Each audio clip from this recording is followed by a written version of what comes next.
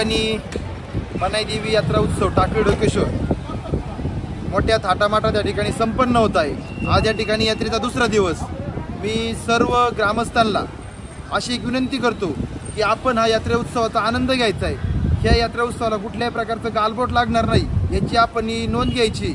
मी आपल्याला यात्रा कमिटीचा अध्यक्ष या नात्याने विनंती करतो की कृपया करून सर्वांनी कार्यक्रमाचा मनसोक्त आनंद घ्या, परंतु कार्यक्रमामध्ये हुल्लडबाजी धिंगाणेपणा कोणीही करू नका।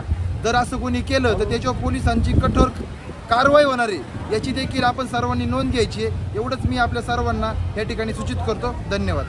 टाकळी डोकेश्वर ग्रामस्थांच्या वतीने सर्व भक्तांना विनंती करण्यात येते की या यात्रेचा आनंद सगळ्यांनी आनंदात घ्यावा ही विनंती। बस सालाबादप्रमाणे बनाई देवी सार्वजनिक यात्रा महोत्सव 4 दिवसीय यात्रा महोत्सव चालू आहे।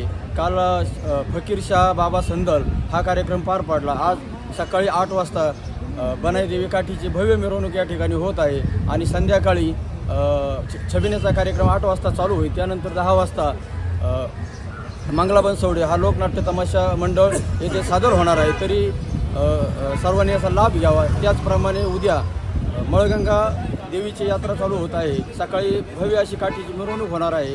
दुपारी भव्य असा हगामा या ठिकाणी सादर होणार आहे। महाराष्ट्रातील नामवंत पैलवान या ठिकाणी येत आहेत। संध्याकाळी नेहमीप्रमाणे छबिनेचा कार्यक्रम 8 वाजता चालू होईल।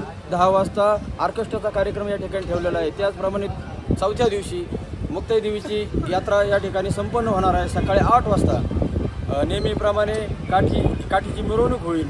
तदनंतर संध्याकाळी छबिनेचा कार्यक्रम होईल आणि संध्याकाळी महिलांच्या करमणुकीसाठी ऑर्केस्ट्राचा कार्यक्रम या ठिकाणी ठेवलेला आहे। तरी मी यात्रा कमिटीच्या वतीने सर्व ग्रामस्थांना आणि पंचक्रोशीतल्या सर्वांनाच मी आवाहन करतो की या यात्रेचा मनमुक्त आस्वाद घ्यावा आणि कोणत्याही प्रकारचं गालबोट लागणार नाही याची काळजी घ्यावी।